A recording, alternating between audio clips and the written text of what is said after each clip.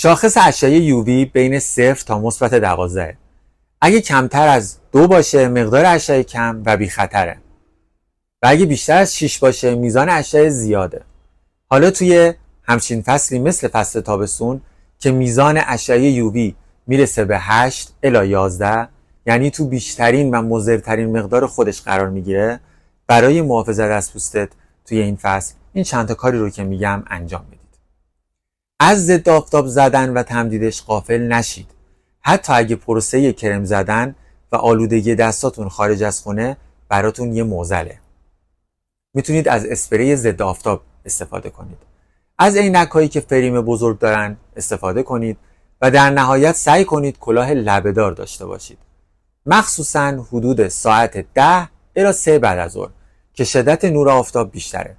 یادتون باشه پوست جوان نسبت به اشعه ماورای بنفش آسیب پذیرتره، پس مراقب کودکتون هم باشید.